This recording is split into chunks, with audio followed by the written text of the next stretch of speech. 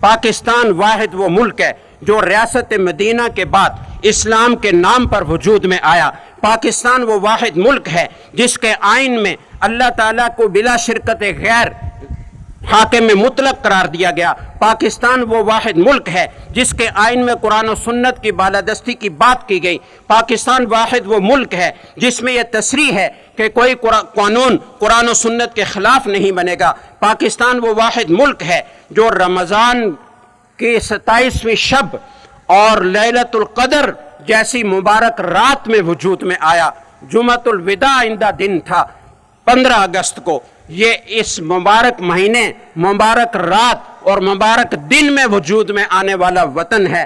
مدینہ سے اس کو کئی اعتبار سے مماثلت ہے۔ مدینہ طیبہ کے اسلامی ریاست بننے کے وقت حالات کی جو کیفیت اور سنگینی تھی، پاکستان کے وجود میں آنے کے وقت بھی اسی طرح کی سنگینی اور اسی طرح کی ملتی جلتی صورتحال کا سامنا تھا۔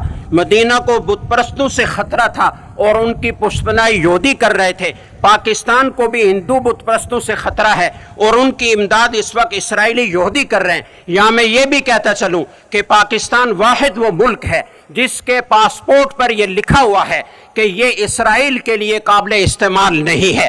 کوئی پاکستانی اس پاسپورٹ پر اسرائیل نہیں جا سکتا۔ ہم نے اسرائیل کو تسلیم نہیں کیا۔ میں خراج تحسین پیش کرتا ہوں آج تک آنے والی حکومتوں اور مقتدر حلقوں نے جنہوں نے جرأت کا مظاہرہ کیا۔ عرب ممالک نے اس کو تسلیم کرنا شروع کر دیا، کئی تسلیم کر چکے ہیں، کئی کرنے والے ہیں، لیکن ہمارے پاکستان کی حکومتوں کو شاباش ہے کہ انہوں نے آج تک اسرائیل کو تسلیم نہیں کیا، اور آئندہ بھی ہم یہ امید رکھتے ہیں اور یہ یقین رکھتے ہیں کہ کوئی حکومت اس کی جرأت نہیں کرے گی کہ وہ اسرائیل کو تسلیم کرے، اس لیے کہ اسرائیل کو تسلیم نہ کیا جانا یہ کوئی عرب ممالک کی وجہ سے نہیں ہے، بلکہ یہ تو اس بنا پر ہے کہ یہودیوں نے، اسرائیل نے بیت المقدس پر جابرانہ، ظالمانہ، ناجائز قبضہ جما رکھا ہے۔ جب تک وہ یہ قبضہ ختم نہیں کرتا اس وقت تک اسرائیل کو تسلیم کرنے کا سوال ہی پیدا نہیں ہوتا۔ متحدہ عرب امارات نے حال ہی میں اسرائیل سے ایک امن معاہدہ کیا ہے، ہم اس کی مذمت کرتے ہیں اور ہم یہ سمجھتے ہیں کہ مسلمان اس طرح کے معاہدوں کو کبھی برداشت نہیں کریں گے۔ میں دوسرے عرب حکمرانوں اور سعودیہ کے حکمرانوں کو بھی یہ کہنا چاہتا ہوں کہ آپ جن آقاؤں کو خوش کرنے کے لیے اب نئے سرے سے نئے اقدامات اٹھا رہے ہیں اور اسرائیل سے دوستی کی پینگیں بڑھا رہے ہیں، یہ دنیا فانی ہے، یہ ختم ہو جائے گی، آپ کی عیاشیاں خاک میں مل جائیں گی، آپ کا حشر دنیا میں بھی برا ہوگا، یہ امریکہ آپ کو نہیں بچا سکے گا۔ آپ ہوش کے ناخن لیں، اللہ تعالیٰ نے آپ کو بہت بڑا مرتبہ دیا ہے، حرمین کی خدمت آپ کو دی ہے، آپ کو اس کی توفیق عطا فرمائی ہے۔ اللہ تعالیٰ آپ کو توفیق عطا فرمائے کہ آپ عالم اسلام کی قیادت کریں۔ اس وقت پاکستان وہ واحد ملک ہے جو عالم اسلام کی قیادت کرنے کی صلاحیت رکھتا ہے، واحد ایٹمی طاقت ہے، اسلامی روایات اور اقدار کے اعتبار سے، اسلامی علوم کے اعتبار سے بھی ایک مضبوط اسلامی ریاست ہے۔ ہم پاکستان کی قدر کریں اور اس پاکستان کی تعمیر و ترقی میں حصہ لیں اور اپنا اپنا کردار ادا کریں۔ جس طریقے سے اپنے گھر کی آدمی حفاظت کرتا ہے اور اپنے گھر کے اختلافات کو آدمی مل جل کر حل کرنے کی کوشش کرتا ہے، میں پاکستان کی تمام سیاسی جماعتوں، مقتدر حلقوں سے کہوں گا، دینی جماعتوں سے کہوں گا کہ وہ اس وقت فرقہ وارانہ جو اشتعال انگیزی بڑھتی جا رہی ہے اس پر قابو پائیں اور اس کو کسی صورت برداشت نہ کریں۔ انگریز ہمیں 3 قسم کے سانپ دے کر گیا تھا اور 3 قسم کی آفتیں دے کر گیا تھا، اس میں پہلے نمبر پر فرقہ واریت تھی، اور جب پاکستان بنا تھا تو تمام مسالک کے سرکردہ لوگوں نے اس کی تحریک میں حصہ لیا تھا اور مل کر پاکستان بنایا تھا۔ اسی اتحاد کی برکت سے یہ پاکستان بنا تھا، اور پاکستان بننے کے بعد بھی ایک عرصے تک آپس میں رواداری، افہام و تفہیم اور آپس میں شائستہ انداز سے مسائل اختلافیہ میں گفت و شنید کا سلسلہ رہا، لیکن اس طرح کی اشتعال انگیزی اور فرقہ وارانہ تصادم کی نوبت نہیں آئی۔ حضرت مفتی اعظم مفتی رفیع عثمانی صاحب دامت برکاتہم ایک دفعہ فرما رہے تھے کہ ہمیں یاد ہے کہ پاکستان بننے کے بعد ریڈیو پاکستان پر جو تقریریں ہوتی تھیں، درس قرآن ہوتا تھا، درس حدیث ہوتا تھا، سیرت کے پروگرام ہوتے تھے، ایک ہی گاڑی آتی تھی ریڈیو پاکستان کی طرف سے، اسی میں دیوبندی علماء بھی، उसी में बरेलवी उलमा भी, उसी में गैर मुकल्लिदीन उलमा भी, उसी में शिया भी, सारे के सारे उसी एक ही गाड़ी में जाते थे, मुश्तरका प्रोग्राम करते थे। तो जिस रवादारी जिसका मुजाहरा उस वक्त हमारे अकाबिर ने किया था, मैं तमाम मसालिक के सरकर्दा लोगों से, लीडरों से, उनके कायदीन से ये दरख्वास्त करूँगा कि हमें दोबारा उसी रवादारी की तरफ आने की ज़रूरत है। पाकिस्तान मुश्किलात में है। इस वक्त अगर हम आपस में लड़ेंगे और फ़िरकावारियत को हवा देंगे, इश्तिआल और जज्बातियत को हवा देंगे, तो ये पाकिस्तान के लिए बहुत नुकसानदेह हो सकता है। मैं सियासी जमातों और सियासी कायदीन से भी ये कहूँगा कि सियासी इख्तलाफ अपनी जगह, लेकिन शाइस्तगी को हाथ से न जाने दीजिए।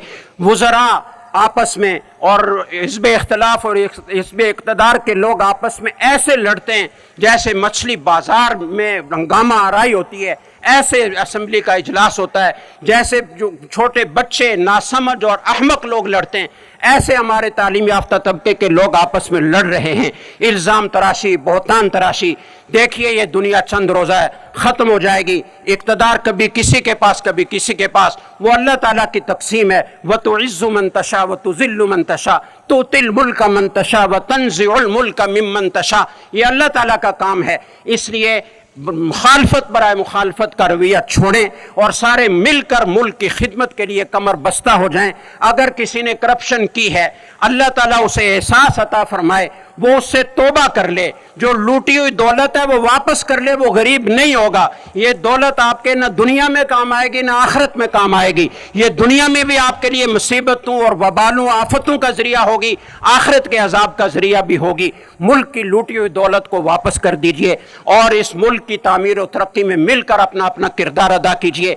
मैं एक दफ़ा फिर अफवाज पाकिस्तान को खराज तहसीन पेश करता हूँ और आखिरी बात कहकर बात ख़त्म करता हूँ कि पाकिस्तान की आज़ादी पर हमें फ़ख्र है। हम उस पर मसरत का इजहार भी करते हैं, हम इजहार तशक्कुर भी करते हैं, लेकिन ये आज़ादी अधूरी है।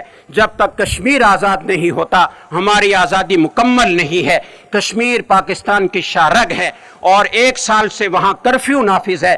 वहाँ लोग दवाओं के लिए तरस रहे हैं, ग़िज़ाओं के लिए तरस रहे हैं, बच्चे तड़प तड़प कर जाने दे रहे हैं, हमारे ज़ईफ़ अफराद तड़प तड़प कर जाने दे रहे हैं। हमें कश्मीर के लिए भी पूरी कौम को यक ज़बान होकर खड़ा होना है और सफारतकारी के मैदान में, बैनुल अक़वामी सतह पर, मीडिया की सतह पर हमने हर फोरम पर उसके लिए आवाज़ उठानी है। मैं वज़ीर आज़म से गुजारिश करूँगा कि जैसे पहले उन्होंने पूरी दुनिया में कश्मीर के लिए एक ज़बरदस्त कवी आवाज़ बुलंद की थी, उसको तसलसल देने की ज़रूरत है, उसको मुनज़्ज़म करने की ज़रूरत है, लोगों को अपने साथ मिलाने की ज़रूरत है और फ़ौजी और अस्करी लिहाज से भी कुछ पेशकदमी की ज़रूरत है। देखिए अल्लाह ने कुरान में वादा किया है, क़ातिलूहुम युअज़्ज़िबहुमुल्लाहु बिअयदीकुम व युख़ज़िहिम व यंसुरकुम अलैहिम व यशफ़ी सुदूर क़ौमिन मुअमिनीन व युज़हिब ग़ैज़ क़ुलूबिहिम। अल्लाह ताला के रास्ते में तुम अगर दुश्मन से जंग करोगे, ये खित्ता मुसलमानों का है,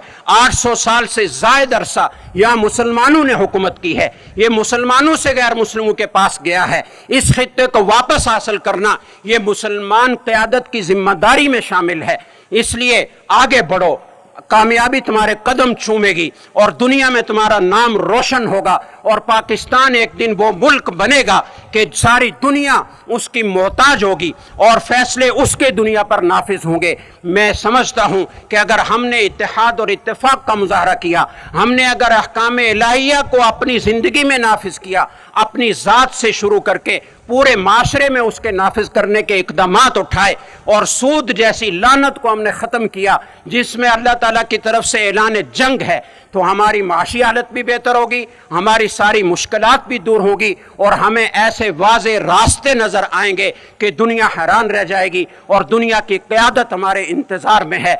अल्लाह ताला हमें इसकी तौफ़ीक़ अता फ़रमाए। व आखिरु दावाना अनिल हम्दुलिल्लाहि रब्बिल आलमीन।